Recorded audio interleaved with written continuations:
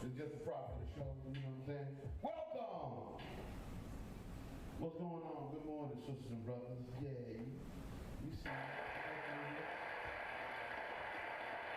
the movement and particularly afrocentric live streaming infotainment variety talk show. I am your brother, Dr. F.T. Slaughter. Yes, this Negro has a chicken wing in his hand. First thing in the morning. Because I believe in drinking, I believe in chicken early. Smoking too. We've done it all. And so let's do the show. Are you ready? Do the chicken first.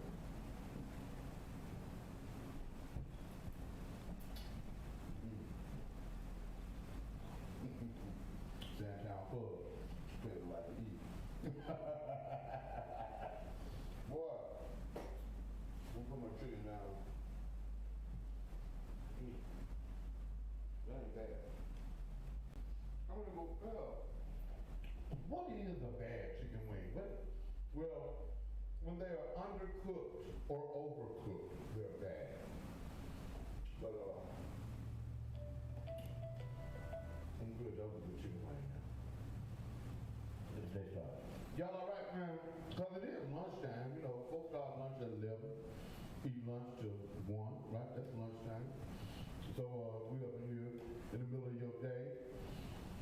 Broadcasting live from the intersection of the trap and the track, man. I'm your brother. And yeah, I got the skins on today.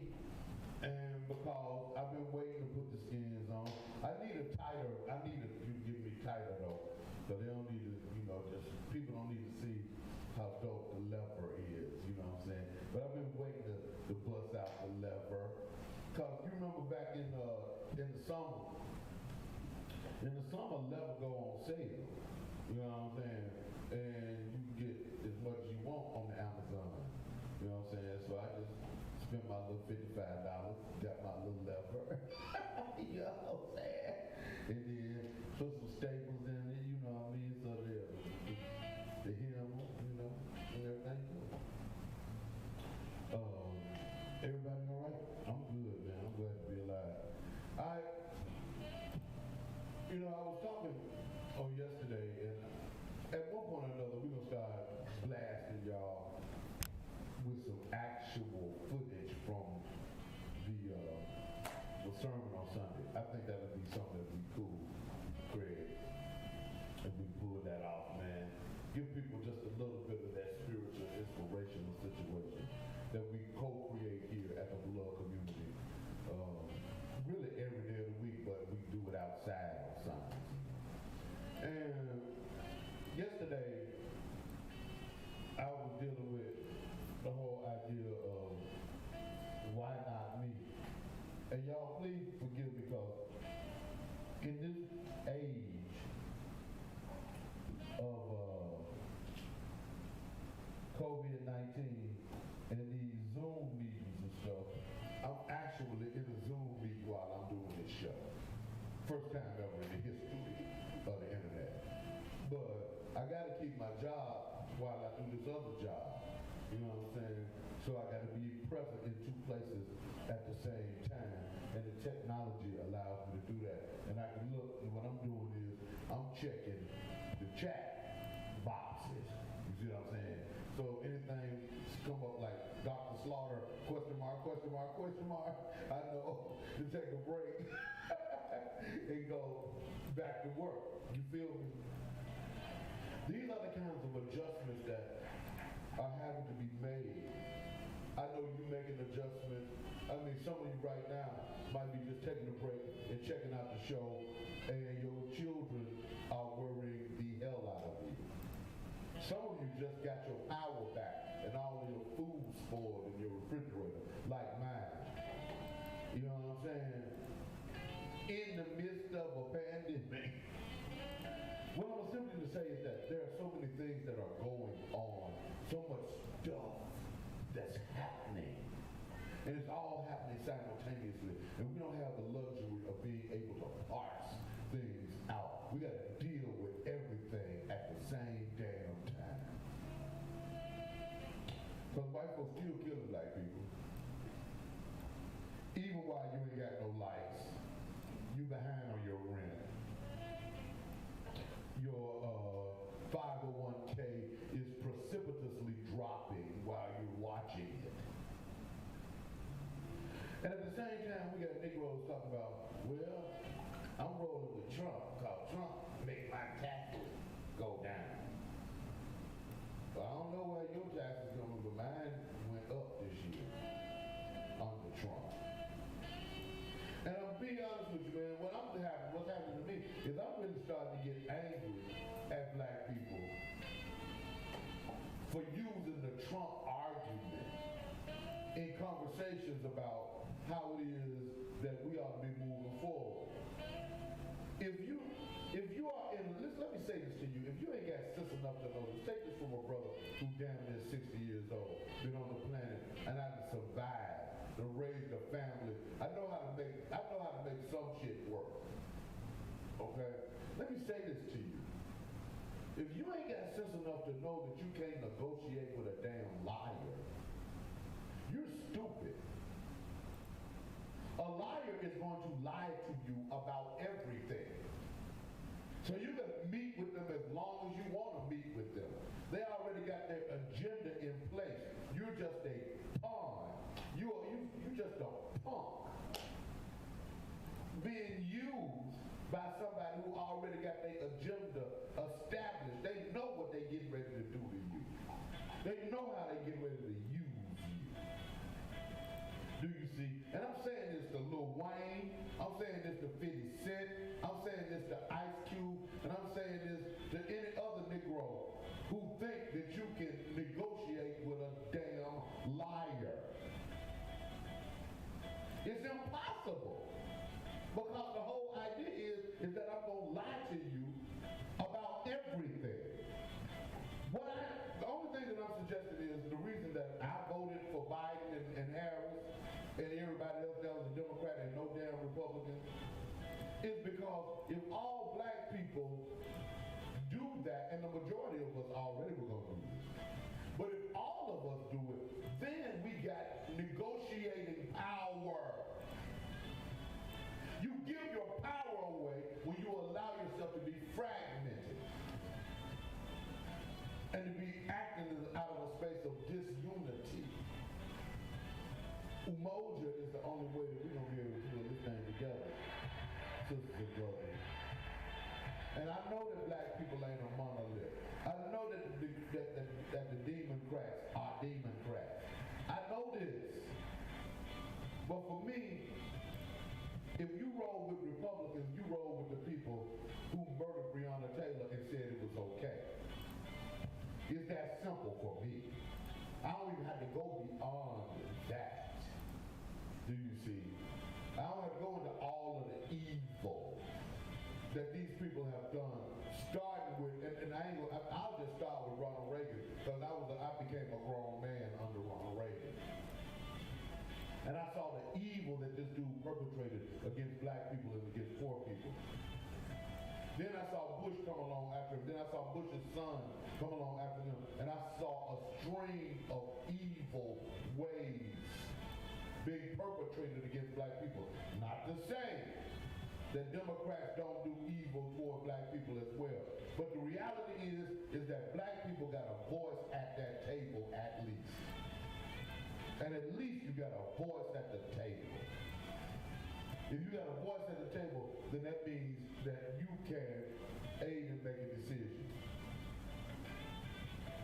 This whole election, if we're going to be honest about it, is hinging around the word and the endorsement of a black man. That black man is Clyburn out of South Carolina. Biden was out the game. He had to win South Carolina and win it convincingly. So what James Clyburn do? He stepped up and endorsed him. Now, I've met Clyburn. I know his brother personally from the time that I spent in South Carolina. These are some good people that love black people, y'all. Straight up. I just don't think that Clyburn Clyburn, at the age that he is now, would have endorsed someone that he thought was going to be intentionally hurtful to black people. I don't believe it. I don't believe that. So you can do whatever it is that you feel like you need to do to express yourself. But this is serious. And I take anybody who doesn't participate in trying to be helpful, then you're just a part of the problem. But the other piece that I'm very clear about is that usually between 7 to 10% of the people put in all of the work anyway. You know what I'm saying? If you got an organization, if you got a big old organization, ain't number 7 to 10% of the people, maybe even less of a percentage than that, is actually putting in the real work. But everybody benefit from the work of the few who are dedicated to trying to bring about justice in this world. So, you need to roll with Lil Weezy, roll with Lil Weezy. So you call your mama a bitch and, and you be happy with that. Enjoy that. You know what I'm saying? Because that's the contribution. You know what I'm saying? 50 Cent, the contribution has been disrespect to black people and you paying them to do it. That's the contribution. Ice Cube has done a little better, I must say, as it relates to the art that he has created. But these Negroes, man, these rich Negroes, they think like white folks think. So you can't listen at them any more than you can listen to any other rich person. Because they don't love you, and they ain't got no love for you. They got love for money. That's where they invest. I must say, and I'm glad that what I'm so thankful for, and hopefully don't be no November surprise, and Jay-Z flip out on us. Jay-Z been strong. He been standing against that bullshit that is spewed out of the mouth of the current president. And that's been the dude who showed that he loved money more than anybody else. So I guess it ain't got to be the money that corrupts you. You just got to be a corrupt Negro in the first place. And you just get the opportunity to show the depth of your corruption. I guess. Anyway, I'm ready to talk about something else, man, because I'm tired of Negroes. I ain't gonna lie. I'm so tired of seeing black people do dumb stuff I don't know what to do. So, anyway, I guess I'm going to turn the heat up too high. Turn the heat down, please. Off. What it is.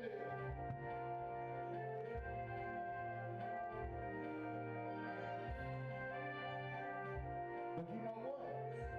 I thank God that he worked. That means we're going to be all right this winter. I'm glad it's working. Yeah, at least we know it worked. It said 75 and it went up to 75. And 75 is a little warm, isn't it? Well, hell, if you had got here when I got here, you would have turned it up to 75 too. Anyway, what's going on in the world? You don't know what's going on in the world? I'm going to tell you what the deal is. Shot it. Let's see here.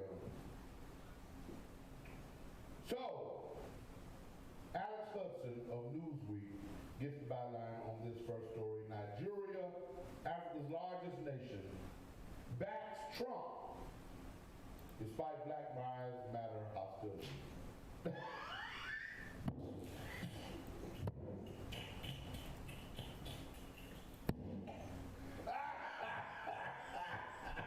Didn't I just tell y'all about stupid Negroes? Didn't I just say that? Hell, no disrespect, but questions got to be asked about people and their processes when somebody is able to enslave you on your own land. You got to think about what the hell you be thinking about to allow something like that to happen. Okay. Now, I know what happened to the indigenous people of this land. They got split up, they signed the different treaties that the white folks lied to them about everything, and then murked them in every way imaginable. So I see how that happened to our sisters and brothers here. But I think this could be part of an explanation of why things have happened like they have happened. you know, what I'm clear about, everything begins with religion. And the way they originally got the people on the African continent was by presenting this image of a white savior and persons who were in leadership going for that bullshit. That's how it all went. That's how everything fell apart. And I got to go through my files because I got the article. I got the receipts for my position. Listen, everything that I say, I mean, don't none of this stuff. I don't just think this shit up. I have read. I have done the work. I've done the work of scholarship. I know what I'm talking about. Okay. And just because you don't agree with it don't mean I don't know what the hell I'm talking about. You know what I'm saying?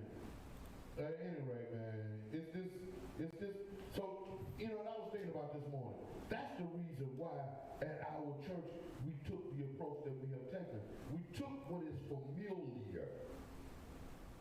See, Jesus is familiar, but it was also stolen. The concept was also stolen and misappropriated. So what we do is the work of taking back and reappropriating from the correct perspective and having, by necessity, adding the adjectival identifier, meaning sweet black. That's the adjectival identifier. Sweet black, talking about sweet black Jesus. Something just fell down, I heard it. Was that one of the microphones or something? Oh, that was my phone. Okay, thank you. I knew something fell. Hell, I can feel it all around. But what I'm saying is, what we did was we brought the idea of sweet black Jesus to the forefront. Because what that does is it corrects the insanity. It corrects the insanity, but lets us hold on to that which is familiar. You see? The insanity for black people is to worship anything that ain't black. Period. That's insanity. But it's also a strange kind of situation to be put in to have to let go the only thing that you know about that made religious or spiritual connection for you and the people who have come before you. Tradition is a good thing as long as tradition makes sense, as long as it connects you to what is real. And so that's why I know I'm on the tangent, but that's why you love me, because I go on tangents here, because I'll be all over the damn place. But I'm coming back to Nigerians being crazy because they endorsing Trump. I bet you that's where I'm back to. Right. That's a damn shame, man. Some stupid person that is identified as a theologian and an evangelical preacher by the name of Reverend Juliet Iyamofe Binti has said some stupid shit like, Trump is chosen by God. Yeah, well, you know what? That is correct. Trump is chosen by God to show Negroes how stupid your ass are. Is. Call yourself a damn theologian. You go against the very conceptualization of God when you say something like that. Because God is love and Trump represents hate, and God is justice and Trump represents injustice. So how could you say something as stupid as that? You're stupid. Stupid Negro. That's ridiculous. Get him out of here. All bullshit. You know what I'm talking about? Hell, that's some what? What is that? I call bullshit. Say it, I bet you won't say it 3 or 4 times. See, that's why I knew you just moved on. It's too late now. Bullshit. There you go. Bullshit. Say it again. Bullshit, bullshit, bullshit. That's what I'm talking about. Thank you, sir. I appreciate that. That's what I need, the bullshit meter. Because that registered a damn 10 and a half on the bullshit meter. Well, black people gotta do better, man. Anyway, I ain't trying to talk about stuff about nobody that talking about a girlfriend in Ghana. Yeah, that's the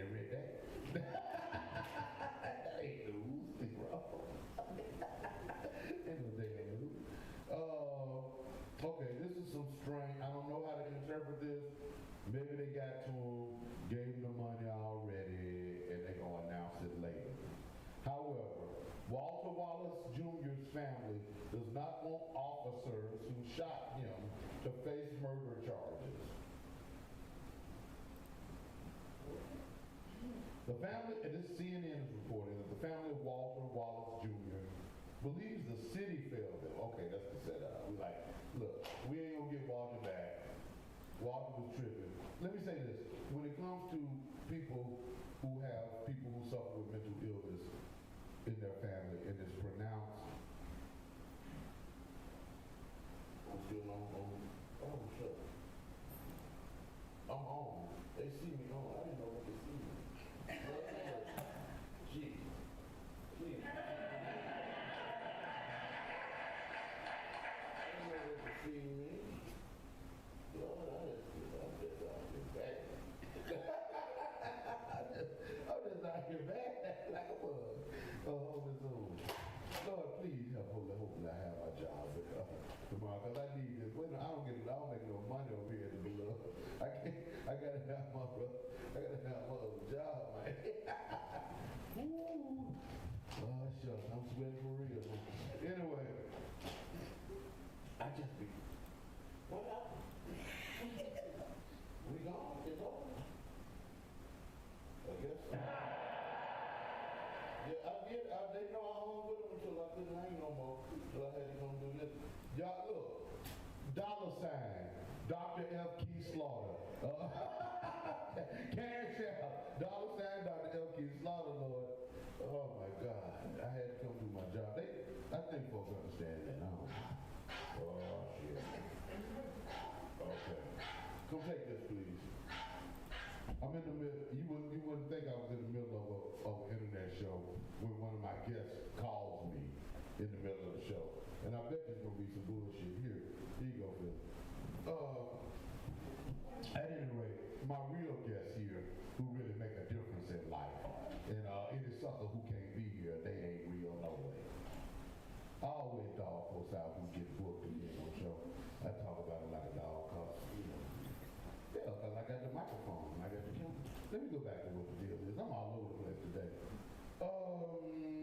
So Walter Wallace Jr., the brother who the police murdered, the mentally ill brother, who they murdered in Philly last week, the police did, who people went out into the streets and protested against. People got sprayed with pepper spray for protesting against the unlawful murder of this black man who was mentally ill. Well, his family is now saying, according to CNN, that they don't want the nasty, dirty police who murdered them to get charged with murder. Okay, so what the hell we gonna do with that?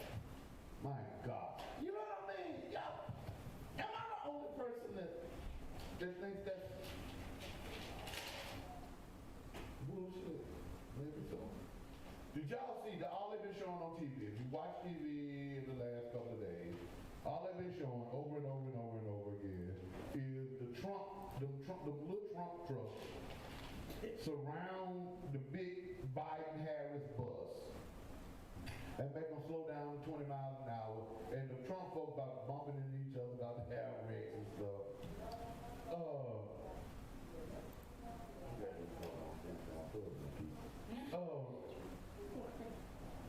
And so now the FBI is investigating. What is there to investigate? Y'all see all that? Anyway, what is there to investigate? You see it in living color. These people obstructing an interstate highway. That is against the law. Right? So everybody likes to play there. It should be a story about, if it was black people in them cars, it would be a story about these Negroes getting pulled over and shot for blocking the damn bus. You know what I'm saying? What white people doing to us is showing us each and every day their disdain for us as a people, their disdain for the laws that they wrote themselves, that they don't agree with, that they are not going to abide by, that they force us to abide by, and they imprison us if we to show us that they ain't fit to do the law. That the law is something for you to do. Right? That's something for you to observe. And the legal system exists to prosecute you. It does not exist to prosecute whites. And as soon as we get that out of your mind, the better you'll be. Because then you won't be around here looking for justice. Because you know that ain't gonna happen. Because that ain't what they want. Hell yeah! And I know it's ugly, but they just got, they are proving they will not practice justice. No.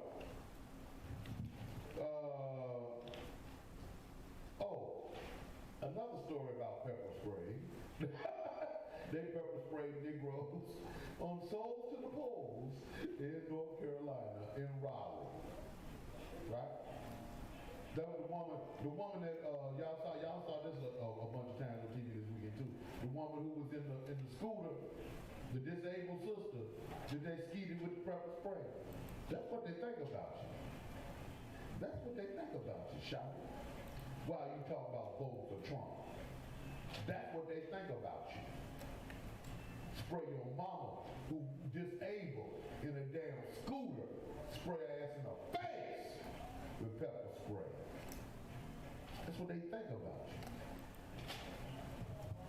Lil Wayne. Lil Wayne. I need another chicken Wayne. That's what he made me think about it. Little chicken Wayne. Little punk. Yeah. So we already talked about this. They gonna vote though. The school board is gonna vote on changing the name of Grady High School to Ida B. Wells. That's a good thing. That makes sense. Y'all need to read up on Ida B. Wells. She was one of the dopest, most courageous sisters ever to walk the face of the planet. And you don't hear her name a lot, but she was an erudite, intellect, wrote newspapers and published newspapers. And she started off getting it in Mississippi, then she moved to Memphis. And then in Memphis, she blew up so big that the white folks ran her out of town. They were like, we can't take this through, sister. And she ended up in Chi-Town City. And anyway, it's an interesting story. Read the story. Let's see. Finally, Trump got an edge over Biden in Georgia. We knew that. And if you got the COVID-19, and you know you got the COVID-19, in Georgia, it's cool. You can still go vote. And I'm sure that has nothing to do with the spike in the numbers of cases of COVID-19 in the great state of Georgia, from which this program emanates. Anyway, man, we're about on the hour. I got guests on deck. The website, go to trappastor.com. That's trappastor.com. That'll link you to the other sites that you can access this program on. The Movement Raw and Uncut on Twitch and Facebook. The Trap Pastor on Instagram and YouTube. And when you get to YouTube, make sure that you subscribe. We slow walking, we slow crawling for 1,000. But once we get there, we're going to be dope. If you take a moment now, go to YouTube, go to the Trap Pastor, and subscribe, shawty. Something sounds funny about the music. Turn the bass speaker on back there in the back, eh? You get it? Sounds crazy. Oh, the big speaker in the back. Turn that one on. It sounds crazy to me. It don't sound funky. Anyway, that's John Black up under me. And I'll be black when I get back. I'm slow. We're open. Yes, we're open. We are open, and Sandtown Pub is ready to serve you. We're taking precautions, wearing masks, wearing gloves, sanitizing, and practicing social distancing. We've even partnered with local leaders to hand out free masks. So stop by and enjoy our outdoor patio, dine in, call ahead for pickup, get Uber Eats and DoorDash delivery, or order online at www.sandtownpub.com.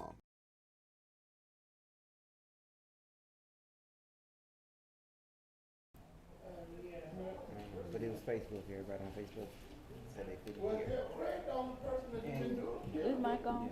Facebook and YouTube said they couldn't hear.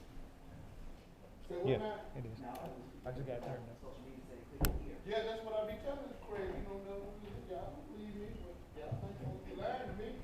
I'm glad somebody said nothing to me. They couldn't hear him or they So couldn't they hear couldn't him. hear the show. Period. They couldn't hear it. Some ain't right, some doesn't. And I don't know what been happening since yesterday. It was. It was, and I don't know why. Right. So, he's gonna introduce you from here. You're gonna go through here. And I don't know if, It's gonna go the same direction. It's gonna go out the same way. Back to the front. We ain't kicking you out, man. You'll come back and sit down.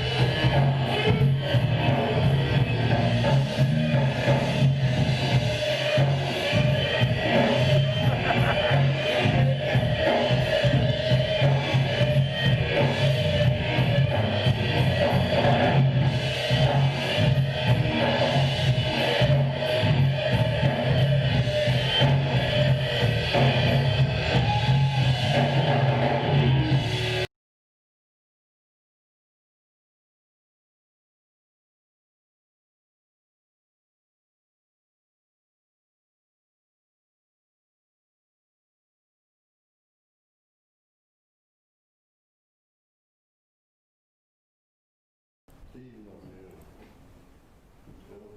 That's burn. Those are burning, you good. I know, I gotta go for the bag, baby. I don't know if you're coming up in here. I'm looking for the bag, Charlie. And folks who know me know what's in the bag. Welcome back to the show. You can't hear me because I ain't got no microphone. We got one point, I got one. We're gonna need to make the other microphone work. Welcome back to the show. My name is Slaughter. The name of the show is Moving in My Right Hand. is a chicken wing from the Sandtown Pub. And I'm just gonna take an informal poll right now. Do the chicken wings from Sandtown Pub work all right for anybody in the room? Yeah. They working all right for y'all? See, and you know the reason they working so well, because they can't even say shit. They can't even talk. Because they mouth full of chicken. You know what I'm saying? My studio audience, mouth full of chicken, man. These are good. I ain't gonna lie. It's barbecue.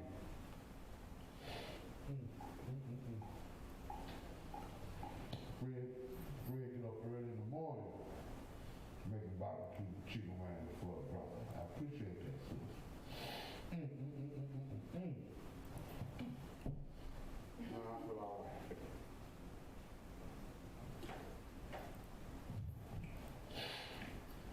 Usually I would just roll over and go to sleep after a Sandtown Pub chicken wing. We got a show to do. My first guest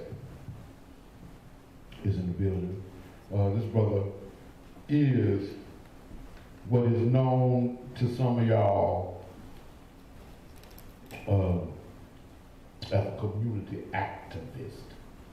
And this brother rides heavy and rides hard, all the way from Chi-Town City by way of Gwinnett County, North Atlanta.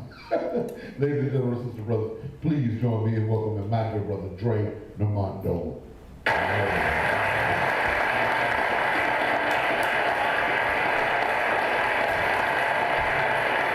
What's up, guys, man? Hey, microphone. Yes, we want to come over a little bit closer. Now, you up in there. You right in the camera shot. You need to see this. See, last time we were together, we was on the radio, but now we're on TV. So, you know, it's a little bit different, you know what I'm saying? But I feel good. You feel good? I feel good, Dr. Saul, and I'm thankful for you having me on here so I can tell the people the truth, what's going on in Gwinnett County. No doubt about it. You in Gwinnett County was what some folks call North Atlanta, far north. Yeah. Down near the South Carolina, North Atlanta. Gwinnett County. And Gwinnett County in the Atlanta metropolitan area has gone through a massive change as it relates to demographics over the last, I guess, let's just say 20 years. 20 years ago, it was an influx of Hispanic people there, and Asians, right? But during the course of the last 20 years, a major influx of black people have moved to Gwinnett County. And so it's truly a diverse, it's like what diversity looks like when you look at the definition in the dictionary. Because you really got, for real, the 25 up there, the 425s. You got 25% white folks, 25% black folks, 25% Hispanics, and 25% Asians. You got a real melting pot up there now. So what's going on? But what that means is people of color are the majority in Gwinnett County, and they still trying to pretend that it's not like that. So talk about what's going on up there nowadays. And now we are 33% of black people in Gwinnett. Black people, 33% of the population? 33. Ew. That's a little bit more than what I thought. So how does that work out with the rest of the ethnicities? What kind of issues going on in No, I'm Gwinnett? saying, if you got 33% black people, then what's the percentage of white folks? And what's the percentage of Asian and Hispanic? The Asian and the Hispanic right neck to neck. The whites still like the majority, but they dying. They leave it, they dying off, and they can't take it that we take it over, and we gonna control Gwinnett County and putting the right people in Gwinnett County. So they leaving Gwinnett, you know, slowly by slowly, but once we get Trump out of office and all the Republicans are in Gwinnett, they'll be going faster than faster. Yeah, I'm sure. Yeah. I'm sure. So what's one of the main issues that has captured your attention in your work as a community activist in Gwinnett right now? I moved to Gwinnett 4.5 years ago because I was homeless in Atlanta. So I was dealing with PTSD.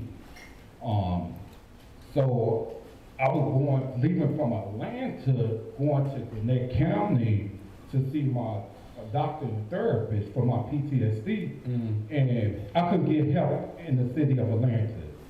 Grady Hospital will fill for mental illness treatment. So I've been going to this clinic called Freeport like for 5 years. So they had got housing program. So they told me we could get you in Gwinnett County, move you in Gwinnett County with a housing voucher.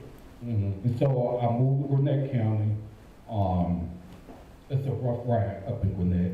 It's like dealing with police, dealing with the system in Gwinnett. It's so much homeless going on in Gwinnett. Really? Yeah. Really? Other homeless, I have so many young guys reach out to me, saying they are homeless. They work for Walmart, for McDonald's, or Burger King, but they live in these motels in Gwinnett. Right. So they take their That's the check. same thing going down in Fulton and Clayton and DeKalb and Douglas as well. You know, the immediate counties around, folks be living in the extended stay hotels and stuff, because folks basically are homeless. Because if you living in a hotel, you homeless. Yeah. Some of the charities and churches in Gwinnett, what they do is give you like a 2 weeks voucher if you're homeless, and they put you in a motel for 2 weeks. After that, you're back on the streets. So what the young people are doing to make money, they selling themselves in Gwinnett. Yeah. And that's going on. It's awful. It's like the way they target the black community in Gwinnett and the brown community,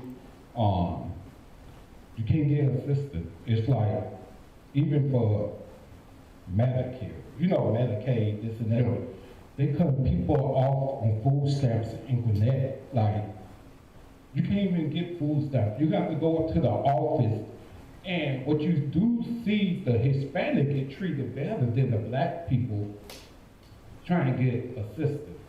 They have people to help them, like, you know, Hispanic people. Well, you know, one of the things about the Hispanic community in Gwinnett is that they are organized. Yeah, they organize. They organize, you know, that, and when I say organized, that don't mean that everybody, you know, is coming to the meeting and getting their input in. No, but they got leaders who are compassionate towards their own people. And so they got a component wherein there are people that look like them who are looking out for them. Also, they got a strong economic community. They do. They got a strong business community. Hispanics as well as Asians do in Gwinnett County, and that is something. And the reason, like you said, like we referred to earlier, Hispanics get treated differently than black people do. You see, where a black person would be denied a business license, a Hispanic person would be approved for a license, right? And so it ain't like black people ain't attempting to achieve. You know, last week, and I never did get this story. This no good cracker, just a Kushner, the no good punk ass president's son-in-law, and I don't even believe that he really with Trump's daughter. I believe Trump with Trump's daughter, and Jared Kushner, I don't know, you know how he get down, but at any rate, I just don't believe. I believe that Trump wouldn't dare have another man sleeping with his daughter other than him. But at any rate, that's a whole other story. But he said black people under Trump, they got to want to be successful. If you don't want to be successful, then you won't be successful. I'm like, how in the world could you even form your mouth to say something like that? That's disrespectful. It's disrespectful at the highest order. And that's the whole idea, I think, that is promulgated. I hate to say it, because Fulton County, you think Gwinnett County is bad, Fulton County getting ready to flip. This getting ready to turn back to the white folks. You know, I mean, straight up, straight for real, for real. And that's what they doing. They, in Fulton County, Atlanta, they moving the black people to the suburbs, and that's what Trump don't want. You hear Trump like, oh, Yeah. they come and take over the suburb and this and that. But let me tell you, we're not just moving into the suburb.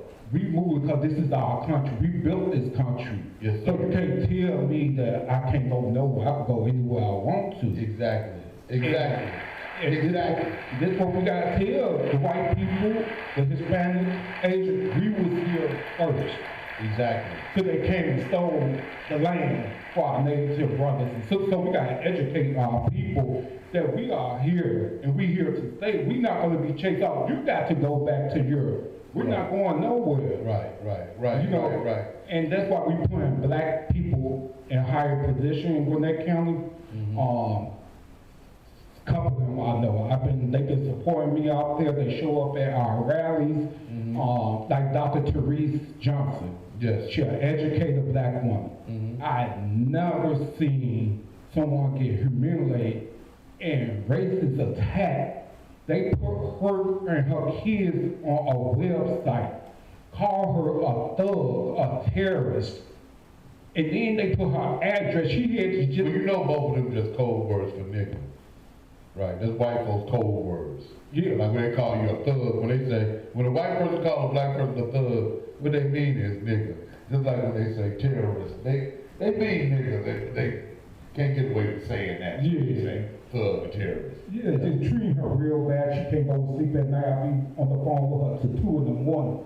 Like, sister, keep your head up. You know, we gonna win this fight together. They follow her in Gwinnett County. She won the school board district of 5. She didn't have a candidate run against her. She beat the white lady who been there for 42 years, who say that she for little 5-year-old black kids to go to jail and handcuffed. So Dr. Therese ate her up about that. Like, no, if I get up in there, we're gonna end school prison pipeline. Right. So they started threatening Dr. Therese. They started like doing so much stuff to her. She even cried to me and said, why they treating me and my family like this? But she ready for their ass. And she gonna win. And she gonna protect herself. You come near her, she gonna protect herself. Is she up for election? Yeah, what they did, the Tea Party of Georgia, and Trump support, what they did got a foreign, an immigrant from Romania, to run against her in a write-in. And so, he a janitor. He on a janitor business, no education or nothing, never been to a school board meeting or PTA or anything. Right. So, they've been attacking her with him like, wow. They taking all her posters down from that county. They putting his posters up and taking her posters down. And they doing a lot of like shady shit. Yeah. You know. You know, that's part of what's happening, not only in Gwinnett County, but around the world, around this country now. Voter suppression, as well as intimidation. Voter suppression and voter intimidation in order to keep people from voting. And actually, not only suppression and intimidation, but they're actually receiving ballots, stealing the ballot boxes, throwing the ballot boxes away.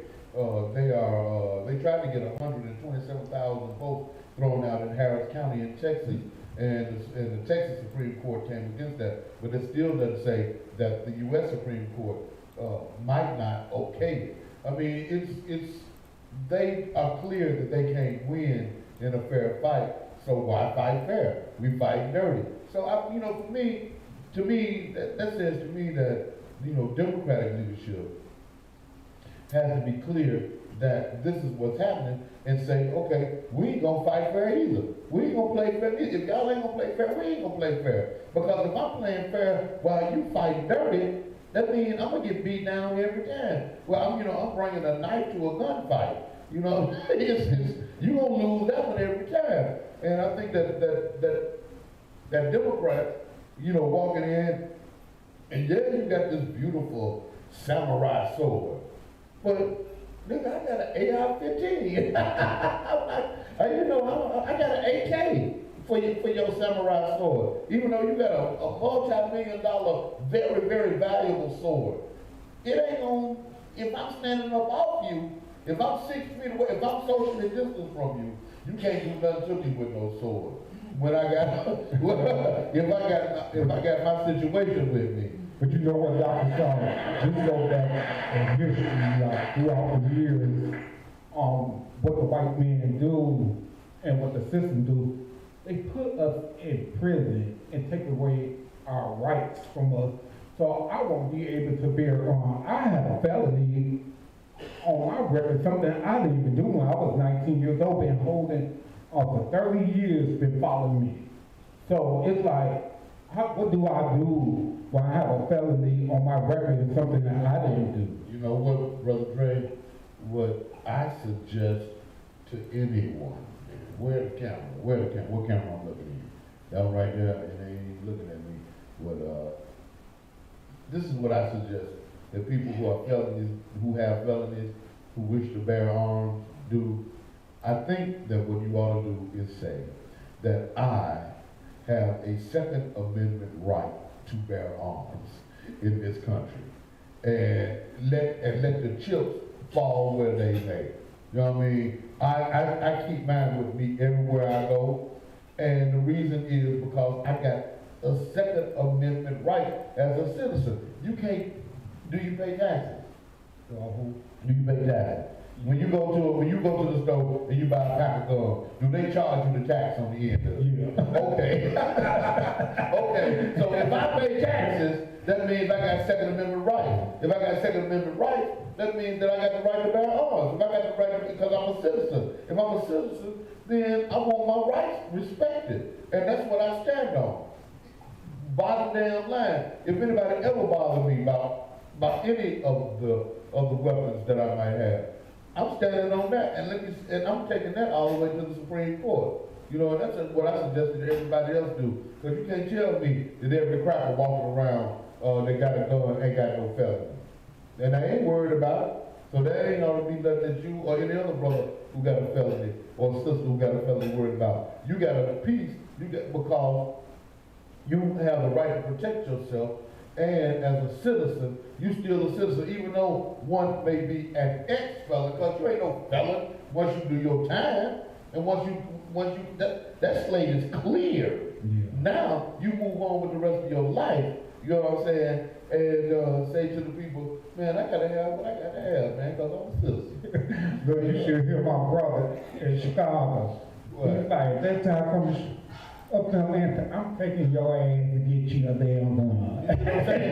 So you can protect yourself, because he's like, he said, especially you, they won't your little ass, they gonna get you, but you better protect yourself and shoot back when they come after you. So my brother's like, you know, I don't want nothing to happen to my brother. I don't want nothing to happen to you, but you gotta stand up and protect yourself out there, you know? No doubt, no doubt. Call them back and see what they talking about, because that will work right there, and I need to keep this down. Okay, that's the wrong one. There you go. All right. Yeah, no doubt. Your brother right. Your brother right. He didn't take you. Because you know what, he don't play. He be like, my family, like, anything happen to you in Atlanta, they better watch out, because we coming full force. You know, because I be getting threatened. I'm sure you do, because of course I've gotten, death threats and stuff, and that happens when you are a community activist. That's part of the game, you know what I'm saying? And you know that. I noticed you got a Jamarian Robinson sweat top on, sweat hood. That's dope. Where they come from? That didn't come from Sun God since K&S. That K&S thing? Montero Robinson. I know, yeah. From the South. He got killed in Atlanta. Oh yeah, I know. I'm very familiar with what's happening with Jamarian Robinson, and we got to have Monteria on very soon, because Kim Waddle can connect us directly with her, because she's always looking for media outlets to be able to tell a story, and that story needs to be told. The reason I have, first of all, I love any black. I love all black people, number one. But then when a black man's life is taken away in such a terroristic fashion, like Jamarian Robinson's life was, he shot 76 times, but that wasn't all the bullets that was fired at him. There ain't no telling how many they fired at him, and we still don't know why. We still don't know what was the reason for that. Why did they do that? They still have never clarified that. And if you go around the city of Atlanta, in different places, you'll see Jamarian Robinson murals, and that's to keep what happened to him eternally before us.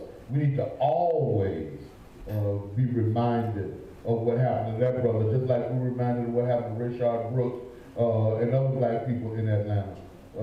We need to keep Jamarian Robinson at the forefront of our minds. Absolutely horrific. And I'm glad you represent. Yeah, my parents, she been doing a lot of grassroots work. She opened her own organization, not that far from here, called Justice for Georgia. Hip Hop Atlanta, they reach out to her also. They working on doing documentary. Fannie, the new DA for Fulton County. Funny Will. Yeah. The old VA hid so much stuff and covered so much shit on these stories. So she been working with Monteur to get justice on. So I hope that goes through. That would be great. Funny, I voted for her, and hopefully she does the work that she's charged with doing. I remember I had her on my last show, and she was scared. She was scared. No, you be talking about trying to get it. Well, she didn't get it that time, but she got it this time. And it's only because the DA, that Paul Howard, is dirtier, with the dirtiest, grimiest Negroes, and he was in there for too long doing dirty, grimy Negro shit. So we got to see what she gonna do, and hopefully she does something different. But if she's supporting get justice for Jamarian Robinson, she already doing her job. Oh, she's doing it. I'm proud of it. You brought up something very important earlier. You talked about Walter Wallace case about the parents. Yes. Don't want justice for the. I mean, couple mothers, like Tamir Wright's mom called me. She was like, why would they do that? Like what? It's like, it's people like intimidating them, or it's the lawyers.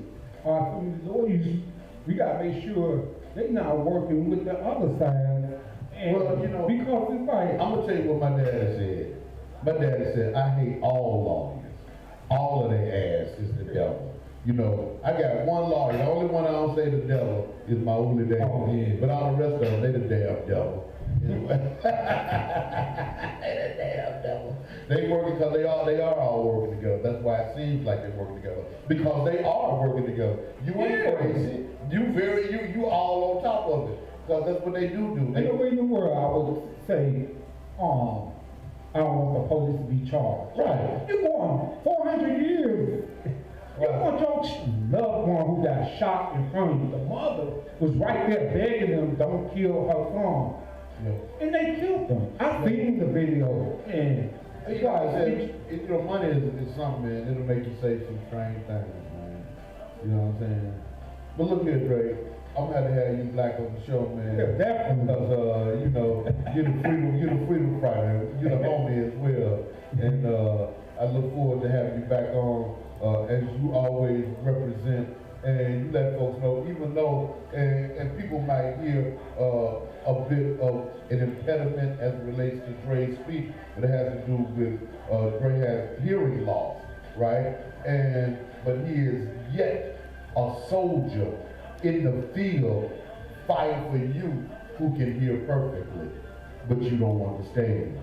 And I'm glad that you're here for having me to understand how to respond to the time. I thank you, dear brother. I love you too, man. Can I say one thing? Yeah, say what you have to say. The president of Alliance for Black Lives organization I belong to, one of the co-founders, myself, we want all the black people, all the people to get out there and do the right thing and vote. Make sure you vote. If you have to stand in the long line for 10 hours, do that. But we gotta make a change in this country. No doubt about it. Ladies and gentlemen, sisters and brothers, join me in saying thank you to my good brother, Dre Normando Love. All right, man. God love you, bro. You know what I'm saying? We'll be black in the middle with more than thank all the women up to go. Know that. We're open. Yes, we're open. We are open, and Sandtown Pub is ready to serve you. We're taking precautions, wearing masks, wearing gloves, sanitizing, and practicing social distancing. We've even partnered with local leaders to hand out free masks. So stop by and enjoy our outdoor patio, dine in, call ahead for pickup, get Uber Eats and DoorDash delivery, or order online at www.sandtownpub.com. I'll get your picture right. All right.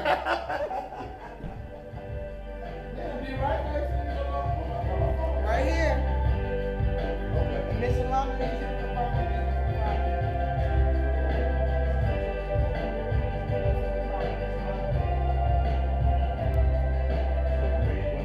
With a hot cup of coffee, trying to shake these things up off me.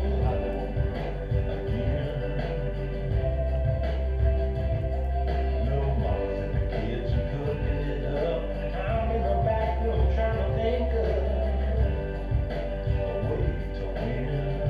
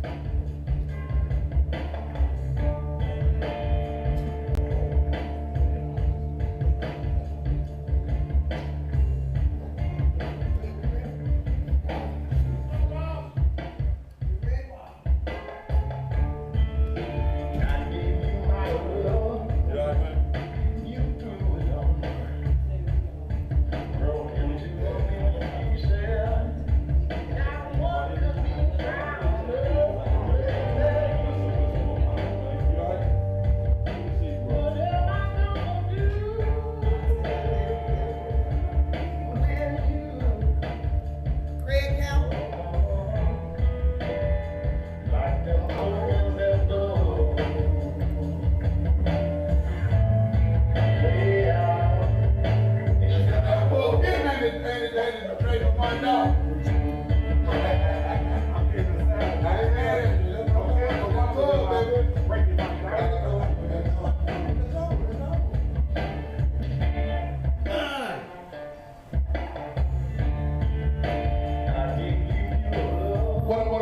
What up? We back, we black, it's slaughter, it's the movement, it's raw, and it's uncut. I've been in your budget and doing what we do.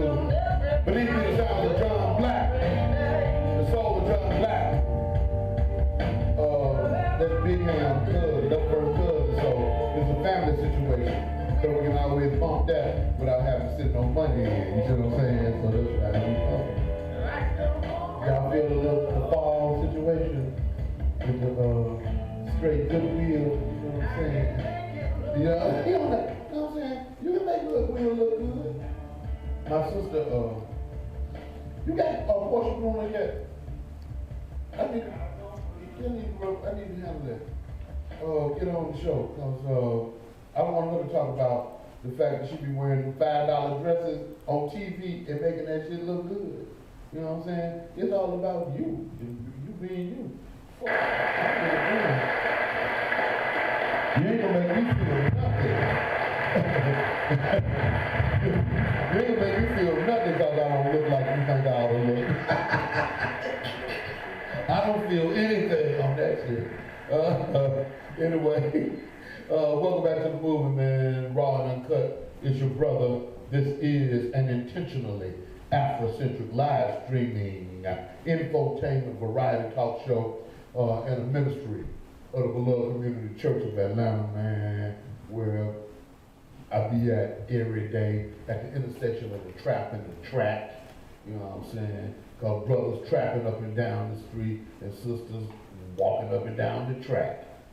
Right here, we right in the intersection of it all, attempting to bring some love and some healing in the midst of the tragedy and the terror that is life in America. Sucker. And so welcome back. Thanks to be to God for my dear brother, Dre Armando Love, community activist and everything. I was like, man, Dre, you know, we didn't get a chance to rap like we really rap. Because the way I got familiar with this brother is, whenever anything going down in the city, he be in the middle of it. Whenever people are protesting against injustice, this brother is in the middle of it. Another such person is my next guest. Did y'all see how smooth that damn segue was? That shit was temporary. And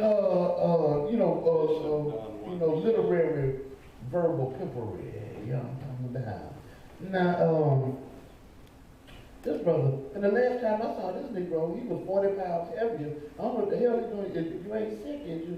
Lord, we gonna find. The hell, when I lost 40 pounds, nigga, I was sick. We're gonna talk about it. Ladies and gentlemen, sister, brother, join me in welcoming my dear brother, the pastor of the Sankofa United Church of Christ, community activist and general all-around lover of black people and man of Omega Psi Phi Fraternity Incorporated. Ladies and gentlemen, sister, brother, Reverend Derek L. Rice.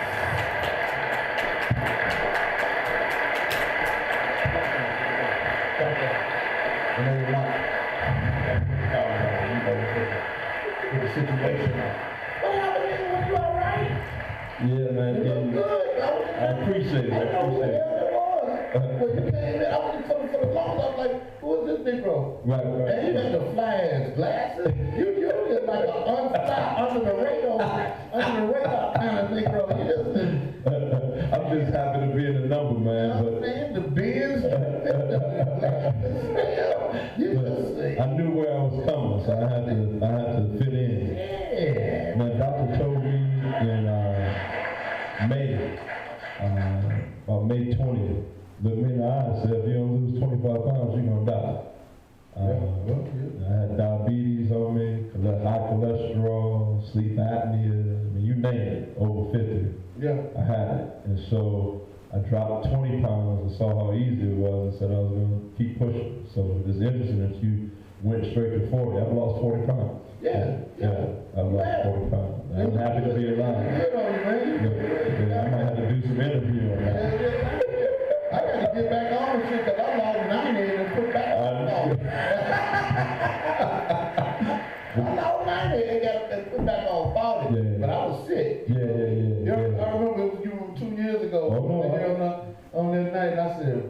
that's when I first said to myself, I'm sick. Yeah, something's wrong.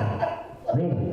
Hey, Yeah. I'm sick. And we thank God that you're still here. Yeah, it's a blessing, And man. I'm happy to be here too, dog. Yeah, brother. What kind of regimen did you use to lose the weight? I'm not doing anything major. I stopped eating fast food. Right.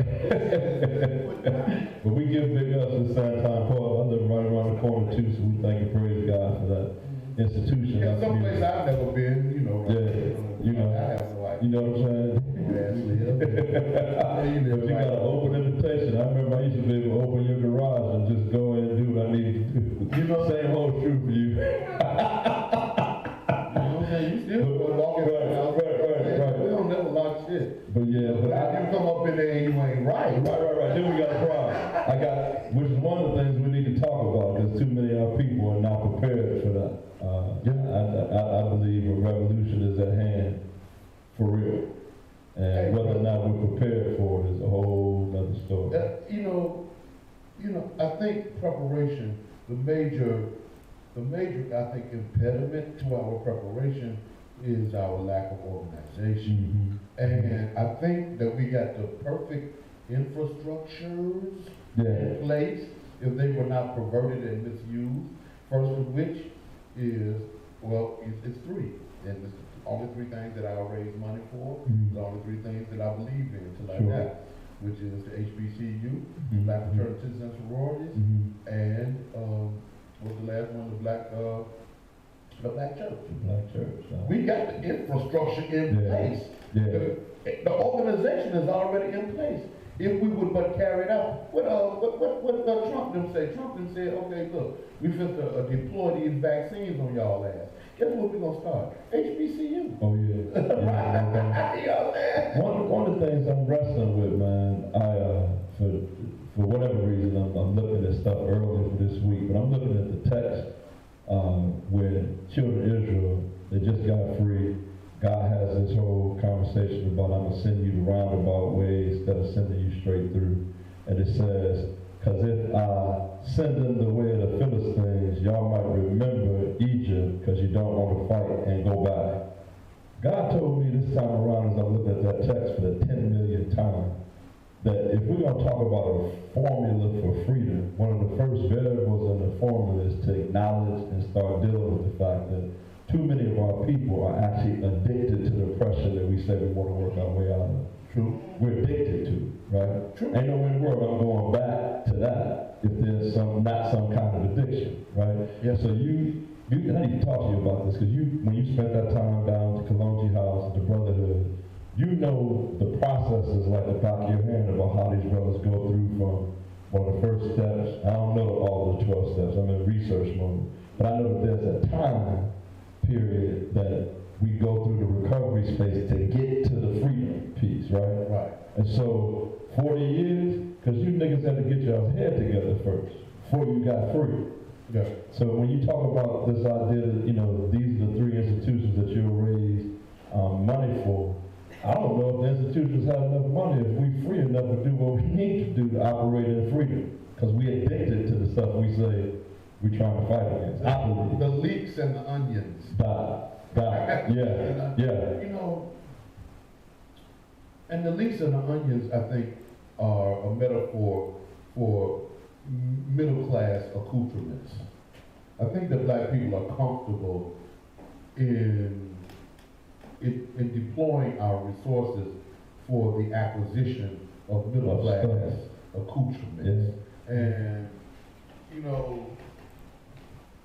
I rail against middle class Negroes. I say middle class Negroes are black people's problem. Right. Because as you have said, folks don't want to separate from the comfort level that they've been able to acquire that kind of insulates people from having to feel the pain of being a black person in a society wherein a minority of the people have so much power that they can deploy their hatred against you in a way to make you feel bad, physically, psychologically, to undercut you economically, to kill you, and to predate upon you, to actually benefit from your suffering. They have created a system to benefit from your suffering. And so, and you don't see a way out of it except but to join them, to Lil Wayne, to Ice Cube, to 50 Cent. Right. That's what you got to do in Right. order to feel like you can survive this. And what that requires, first of all, is a person moving from an understanding of themselves as a part of the collective to understanding themselves as an individual. As an individual.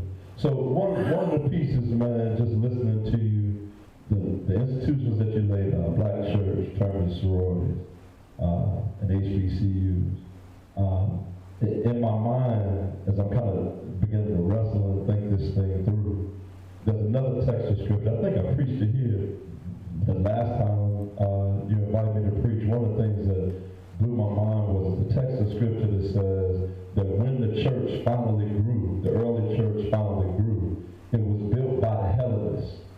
The Hellenists is what mushroomed the church.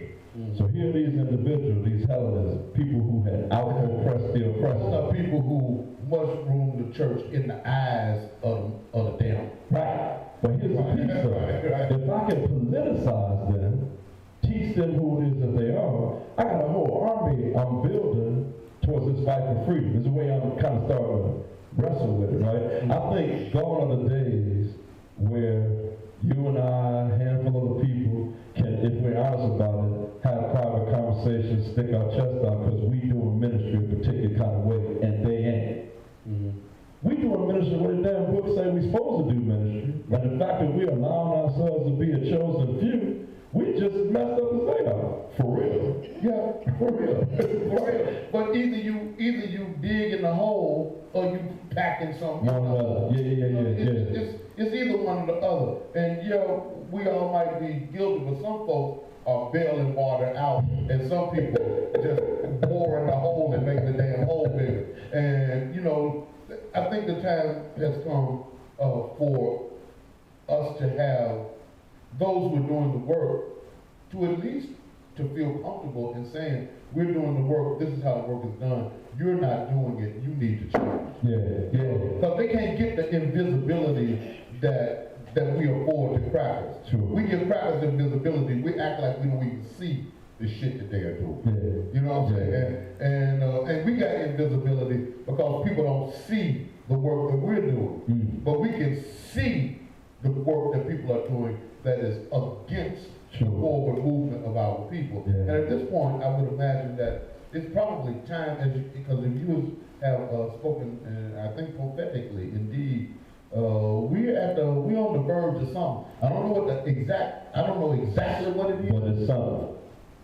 And one thing I'm clear about, though, is that generally, as a historian, I just think that what will end up happening is, and you named it real clear, the black malaise. We don't want to fight. They ain't ready to fight. Well, white folks, that's their damn nature. They want to fight. And they have created a kind of dichotomy, a kind of binary system whereby if they can't find nobody else to be their enemy, they can always turn on each other, which they have done historically. And they did that in this country 100 and some odd years ago, and they called it the Civil War. Right. And I think that, I really think, now it's gonna be some dumbass niggas that get caught up in this shit. Right. And be on the wrong side. They think they in, but they ain't really in.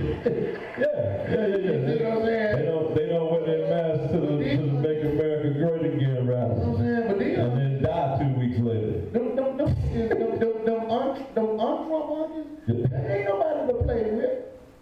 Them monkeys just as dirty as Trump monkeys. They just don't like showing they dirt like that. They like them John Ossoff monkeys. So them Joe Biden kind of monkeys. What did Malcolm say? I can't remember exactly how he said it, but the gist of it was there ain't no difference between donkeys and elephants. All of them, right? He said all of them the drivers of capitalism. Elephant turds is just, you ever seen an elephant drop shit? It's a whole big pile. My God, and donkeys, they drop it too. They just don't drop bigger, giant fatty like donkeys do. Donkeys gon' shit. They gon' shit. Yeah. But elephants, boy, they shut the whole damn street down, homie. But it's all the same. You know what I mean? It's still it's so, you know, I can't remember the language that Malcolm used, but he said both of them show their teeth. It's just one of them make you think they smile. But they both will eat you alive. They can't. Yeah. No doubt about it. You know, and I keep hearing that argument in different versions of that argument. And when we come back on the other side, I really want to go a little bit harder. Because I'm mad at black people, you know, for going for what seems like to me to be the what seems to be obvious to my eyes is absolutely obvious and clear. But it seems that a lot of black people, even black people that I respect, are struggling to be able to see the difference between Democrats and Republicans. And I want to talk to you about that when we come back on the other side, okay? All right. That's my brother, man. Well, when I say that's my brother, y'all don't even know. Y'all mean that's my brother. Why you do me that? This nigga got scared. I don't know what the hell he is. I just want to know why you do me that? I'm trying to take care of nobody make us do that like I just did. Y'all don't even know what just happened. Actually, it's why you do me this. I did not come here to act stupid. I didn't come here to do this, y'all.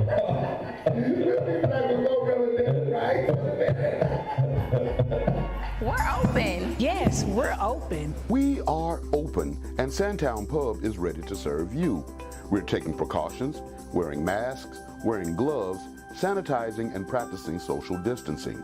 We've even partnered with local leaders to hand out free masks. So stop by and enjoy our outdoor patio, dine in, call ahead for pickup, get Uber Eats and DoorDash delivery, or order online at www.sandtownpub.com.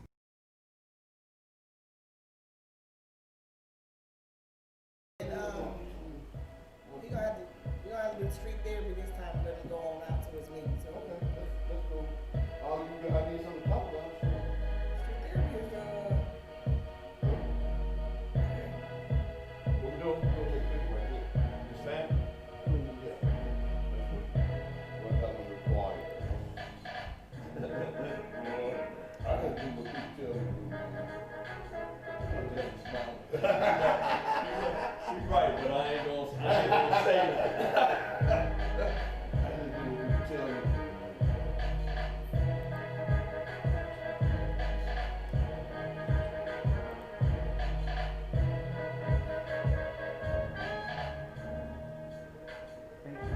you want to make a picture?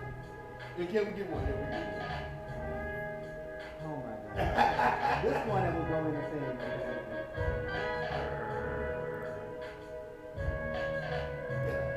That's the one you're gonna use. Okay.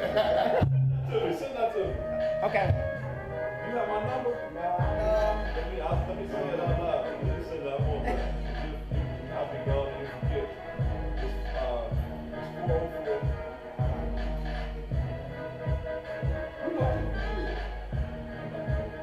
44606.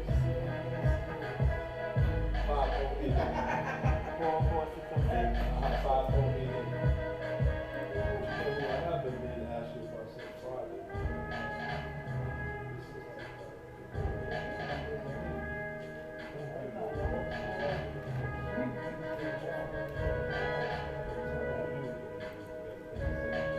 We on Craig's account? Oh, yeah. I don't know it now. That was my initial thought, and then 10 minutes after I happened to see the picture, I figured my new boss effective today. That's what 1 minute. I'm meeting with my old boss. Which one is She's definitely off sick. And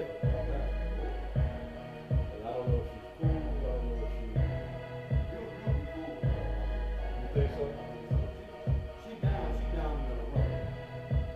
She down with it? Down with that rubber. So that is some brother. We're down to the last 30 seconds. I know, I gotta figure that out.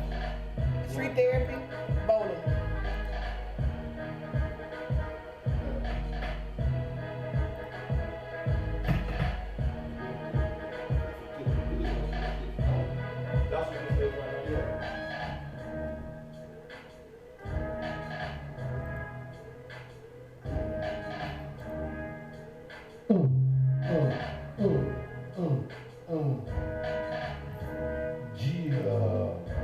back to be black. My name is Slaughter. It's Rice, Reverend Derek Rice, pastor of the Sankofa United Church of Christ. And along with Rise Community Church, we kind of make up the afrocentric church network, Atlanta Afrocentric Church Network. You know, that was something that has always been thought about, and because we actually intentionally do church from an Afrocentric perspective. You know what I mean? And it's so crazy that you can only name like 3 churches, and of course a major church like First African is also, I would imagine, the mother of the Afrocentric church movement in Atlanta. I think it's safe in saying that. And of course, you can't. Well, of course, Shrine of Black Madonna. I think that's the mother. That's the mother. Shrine of Black Madonna. And you got, I guess, Hillside was not so much Afrocentric, but just She had pieces of it in there. Yeah. It was thought to a whole lot of it. A whole lot of other stuff going along. But yeah, I would say the shrine is the mother simply because when Albert Cleage was Albert Cleage, Trinity, Jeremiah Wright pulled a lot of his stuff from Albert Cleage. Yeah, I'm sure. And very few people talk about it. The Shrine of Black Madonna was the United Church of Christ ministry first. Then it became the Shrine. So Albert Cleage was the UCC pastor. Okay. And, you know, been given the demographics of that denomination, he got a little too black for him. Well, and so now we have a shrine. Yeah, and that's a beautiful thing. I think that this is the work of the future. This is the work that has to be done in order for black people to maintain, those of us who still maintain a sense of sanity. That's going to be the only way for us to maintain a sense of sanity. This, I think, is this perfect storm of consumerism, you know, and white supremacy. And I think, yeah, really, it's all under a canopy of white supremacy. Exactly. They got us around here tripping like we tripping, so much so that you can't even determine what's good for you and what's bad for you. But like for us here at the Beloved Church, we are grounded doctrinally in the idea of ma'at, right? And not only the virtues but the principles thereof. And one of the principles, or one of the virtues, is to know the difference between what is real and unreal, right? And I think that in this digital age, we've become used to virtual reality, and we're unclear on what's real and what's unreal, because we, I think, have been systematically taught, seduced, coerced into ignoring the gut, ignoring the voice of the ancestors and listening to the voice of the crackers that come in from the outside in instead of listening to the voices that emerge from the inside. Yeah. You know what I mean? You got me, I'm smiling because I'm hearing and I'm still and I'm kind of ambulance chasing in terms of trying to get this piece together. So the outline of what I was talking about in terms of this sermon is, I'm calling it a formula for freedom.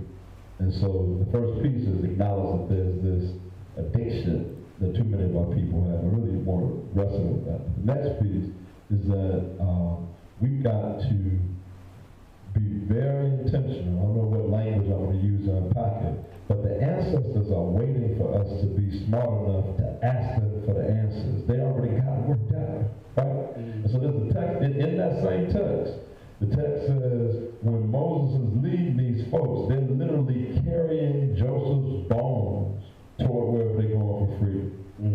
You got to lift up the legacy of the ancestors in order to be able to walk in the right damn direction. But we've allowed people to tell us that dealing with, talking to, and moving with the ancestors is somehow off, wrong, whatever it is. If we don't incorporate the ancestors into the work that we're doing, we're going to keep being talking about this 2-3 generations from now. Yes, and yes.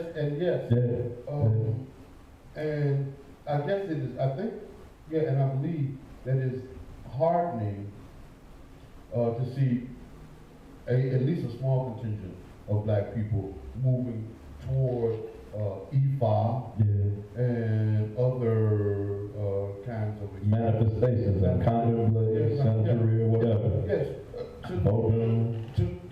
As long, whatever it takes to get you to observe tradition. That's what I was talking about before. If there's a tradition that is associated with freedom fighting and the work of liberation, black people, Rice, we like to say, the way that we ended up doing the preacher thing is we wanted black people to be free. And what we kind of identified was that this is the way to get us to where we're trying to go. We saw the work that the black church did in aiding black people to move out of our enslavement into some semblance of liberation, but somewhere the black church got fucked up. Lost his way. You know what I mean? And then we started thinking that it was all about who can holler, who can wear the cleanest suits and the sharpest shoes and build the biggest building and say nothing to the people and provide. And we flipped it, so instead of the church being a service organization, the church became an organization that was to be served. And so now, real niggas can't hear us because you one of them. Because they think that we one of them, and we ain't one of them. And then what do you do when you get pushed? Because don't get me wrong, I love the black church, and I love the people who create it. But I'm sorry, bro. Leadership in every area of people's activity is perverted at this point. All leaders are perverted, and I'm a leader. I'm fighting not being a perverse ass nigga. So, you know what I'm saying? So here again, man, because I'm finally getting to the point where I'm convinced that I'm going to work out this addiction piece. You ain't said nothing but why niggas who have been fighting addictions 20 years into sobriety have to still introduce themselves as, my name is Derek Rice and I've been clean for however long. It's been 20 years, but this addiction it's an ongoing process. I'm still a junkie. Right? I'm still a damn junkie. And so when we say, I'm a leader and I'm fighting my perversions, that's part of the course. Shit, here go Jesus in the Garden of Gethsemane said, I don't want this shit. Yeah. I don't want none of this. Yeah. Now, we run straight to the next one. I don't want this. I don't want this. But then we run to the next piece. But, it'll be your way. Yeah, that's what he ended up saying. Yeah. But what he said, and it wasn't just that statement. Before that, he told Peter, get your swords because it's about to go down. Right. Come on, that's an African revolutionary, what he was. And Peter deployed it. Right. And so people, Uncle Tom Negroes will tell you, well, man, I had a dude tell me I'm on a panel with preachers. And I'll be talking about being armed, and I'm trying to make my church one of the chapters of the National African Rifle Association. I don't know, people are angry with me. You ain't supposed to have no weapon, right? That's bullshit. I said, man, what? Yeah, and you know what was so strange? This was a little strange. I came around your way Saturday. Yeah. You weren't there, but I saw cars. Yeah. And I was on my bike. I was rolling on Cascade. Yeah. So I said, I saw the cars there. I went up there. I didn't see your vehicle, but I thought he might be there. Yeah. And I got out the bike. And I had my bag on. Yeah. And the brother came out the front door and came around. And he was great. I was like, is we supposed to do this? It's a class. They teach you folks how to be armed, right? Because I had to go a different route. I put it out there that I want the church to be a chapel. I won't call them names, but a couple of members were like, well, I feel uncomfortable, Pastor, you're going too far. A couple more seasoned saints. So, all right, there's more one with his skin of cat. All right, it ain't got to be St. Folk. But we're going to train people how to be armed around here. we're gonna make sure that everybody in here has a weapon and they know how to use it. So okay, there were members of the church that's teaching the class that this ain't under the banner of Sankofa, right? But the point is, you cannot go to Cabela's right now and get no ammunition for AR-15. The white folks have bought our ammunition across the entire country. Yeah. Why do you think they might have all the And ammunition? guess what? You can't get none for a 9 either, and not in You can't get it. Not in the academy, because I went to academy because I needed it. And you can't get And it. you can't get it. What does that tell you? Yeah, that means that you got to tap into the underground because ammunition is available to black people. And we need to make a whole community Black people who are on the underground, who are part of the underground. good stuff. You see what I'm saying? And we need to educate our people. I didn't know that. Well, I had to find it out. Yeah, but I know now. It's out there. Yeah, I know now. You know, we got to go and make sure. And I think it's more so in areas like here, because black people are self-determining in a very large extent here in the Atlanta metropolitan area. You know, you got probably more black entrepreneurs than any place else That's a good point. in the country here, concentrated in the Atlanta metropolitan area. And entrepreneurship gives people a different modality of thinking because you don't automatically think what are white folks gonna think. You know, not until you become dependent on them to make you affluent. While you just dependent on your people to help you survive, right? And you're more focused on the community and on the needs of the people in the community and how to get along with folks in your community, right? But when you ascend, you know, and you think that white folks' dollars is heavier than black folks' dollars, they spend longer. White folks' dollars spend longer than black people. We can't just be appealing to black. We want to appeal to everybody. Black people make me sick. I ain't gonna lie with that cracker. I love crackers. But don't know how to say, you know, people don't know how to just say, I done reached back, and I done reached back beyond where I love crackers to the black place where I love them again. You know what I mean? And I'm just, because I love all humans, not taking into consideration that all humans don't love you. And if you invest in love, and we don't have no problem with canceling another black person. We just have a problem with canceling white people. Right. You know what I mean? Yeah. You know what I mean? We'll cancel each other in a minute. I don't fool with rights. I'll let nigga, I don't fool with that nigga. That nigga hurt my feelings. But see, there's a reason that second part of the definition, what was this say? Number one, the definition, it was, they asked Jesus, church folk, asked him, what's the greatest commandment? He said, I ain't gonna answer none of the 10, I ain't gonna give you none of the negative confessions, none of the laws of the Old Testament. I'm gonna tell you these two that all of them hang on. Love God with all your heart, mind, and soul, but then love your neighbor as yourself. So I'm telling you right in through here, until you embrace and lift up who you are, you can't do none of this stuff the way it's supposed to be done. So that idea that I now love, whatever you call it, crackers, white folks, refrigerator, whatever you want to call them, you can't love nobody the way they're supposed to be loved if you don't love and embrace self first. And we don't even know who we are. Yeah. Well, We don't know who we are. I think that we know, but I think that we repress what Into being something else. Yeah, and I think that all people, and I have written what I think. I know something about I'm this. saying that black people, that all humans repress their blackness because all humans are black in derivation. From the beginning, right. But we all engage in varying degrees of repression of blackness.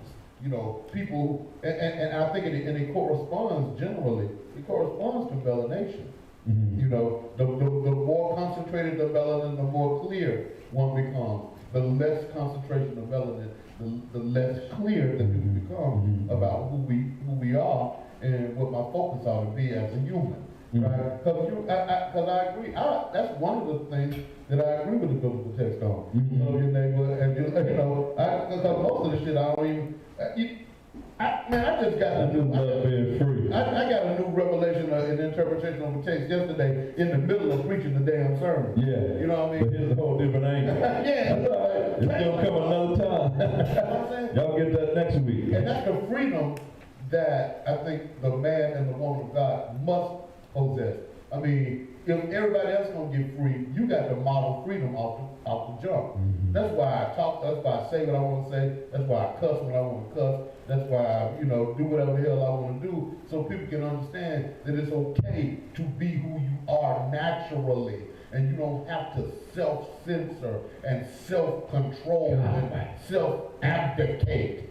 You know what I mean? What you can do is just be who you are, and if you find yourself being able to accept others as they are, I mean, this whole freedom thing is going to spin it like a thing. Yeah. And as you, to the extent that you allow others their freedom to be themselves, you offer yourself that same kind of liberation. And then everybody's doing that, and you end up having a functioning kind of circle of responsibility. Sucker. You know what I'm saying? Because I think the circle of responsibility, and I came up with this some years ago, because I'm clear in every institution that I'm a part of, how hierarchy destroys relationships and destroys the potential for liberation. Because people place higher value on hierarchy, where I am in position to you, as opposed to what I think about what the ultimate mission and the goal of the organization is. And I think that's killing everything. And I think, if Trump is reelected, everything dies. Everything is dying. So it depends on what it is that God wants right now. Do God want to see everything die? God wanted to see that in times past. According to the myth, God wanted to see every damn thing die, start all over again. I got 2 folks left and their family, and we'll start over from there, because all y'all are rotten. Y'all been infiltrated, and y'all have accepted the introjection and the imposition of white supremacy, and you think you me, so I'm killing all of that. All of y'all. All you crackers and all y'all that love crackers, you got to die. That's what God said. I didn't have to do it. You know what I'm saying? Anyway, go ahead, right? Close it out. Close what? That time, close it out. You got a meeting to go to. Well, I didn't realize what time it was. I'll just say real quickly, man. Real time. I was supposed to think over here that that's other people time. No, that's everybody. Yeah, I gotta hurry up and get ready for this. I gotta go meet Mr. Charlie in this meeting. But I will say, just because this is one of the topics that we were supposed to touch on, we got to vote, y'all. At the end of the day, the truth of the matter is there's a healing process that we're gonna have to go through regardless. No difference between donkeys and elephants. I meant that. Y'all know exactly what I'm talking about when I say donkeys and elephants. But be clear, the time before the last time the black folks got super fired up about a person representing the elephants, that was a person in 1994 that was responsible for most of your uncles then being in jail right now. That was a time that Wall Street got deregulated, but they made many more billions of dollars, and we still at the bottom of the rung. That was the time that you all got fired up because this white boy was playing the saxophone, and you had the unmitigated gall to say this was the first black president elected. So history is best qualified to reward all research, and we have a responsibility to go out not only to vote because folk died, but because the policy that's being set now is going to negatively affect your progeny, whether there's a donkey or elephant in the room, in the house, if we don't organize together. So we got to vote, we got to organize, we got to be very intentional about teaching and modeling for people who we are as Africans and what James Baldwin called these yet to be United States of America.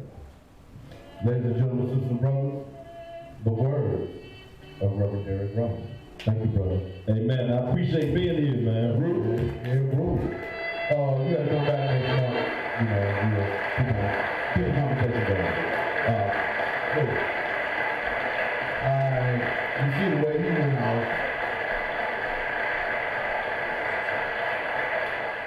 So we gotta let our brother go and pay the bills.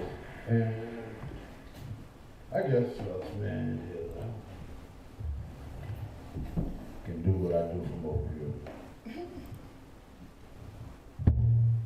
That would be strange. I want to echo what Rice said as it relates to the importance of voting and our responsibility to bring to bear our vote and to use it. Again, it's going to require us moving from having an understanding of ourselves as individuals and to begin to see ourselves as a part of a collective.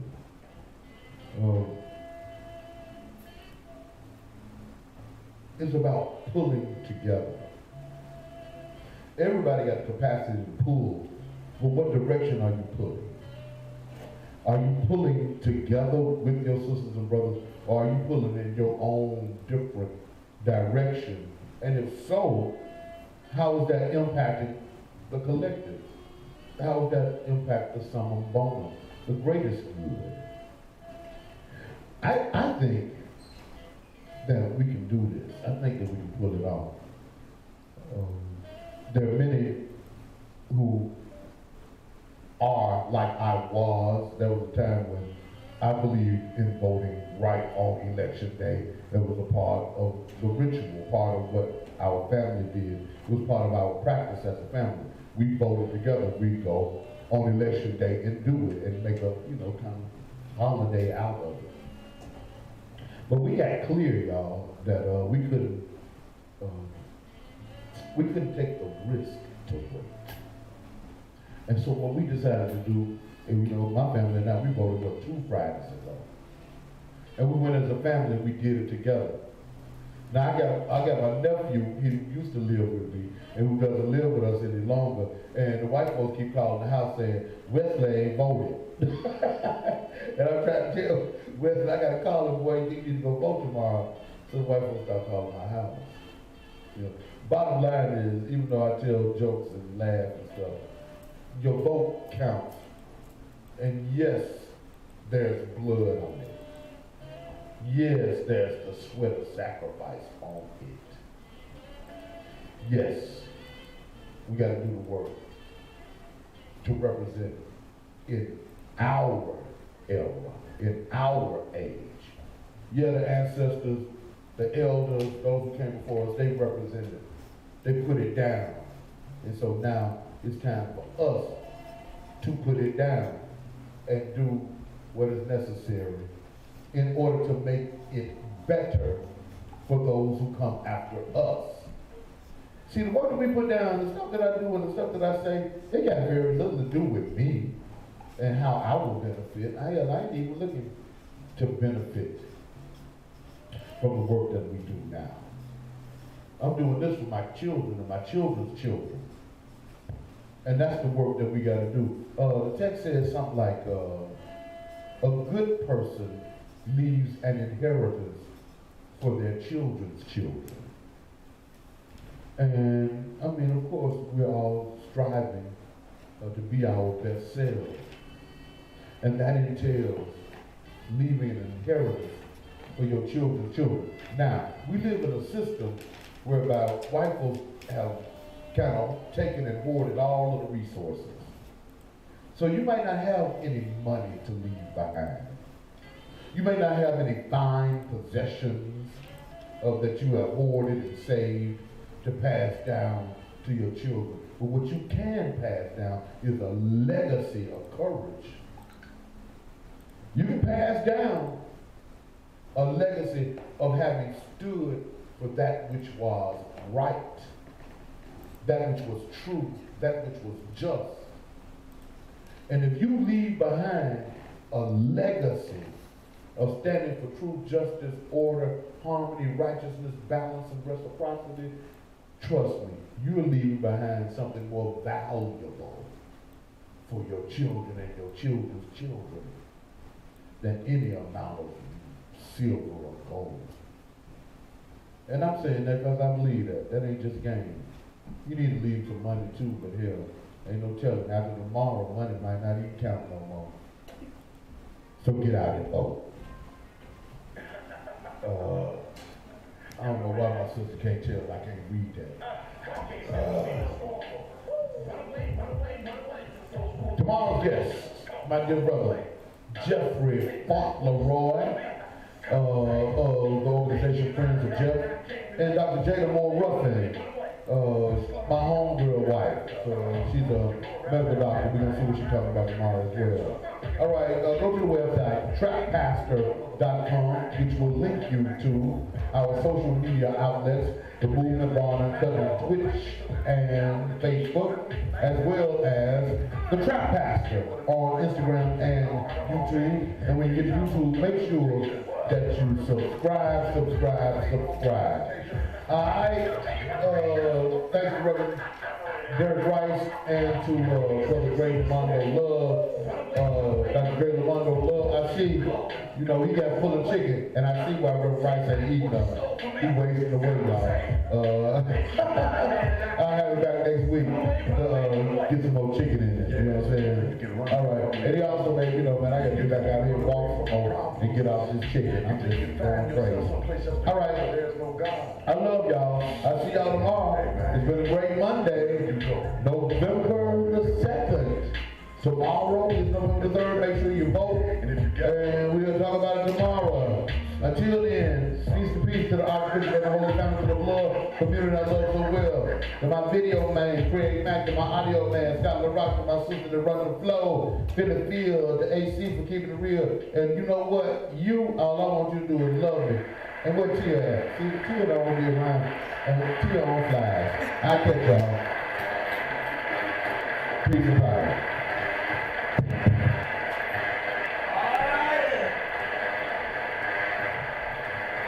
Y'all for another little shot?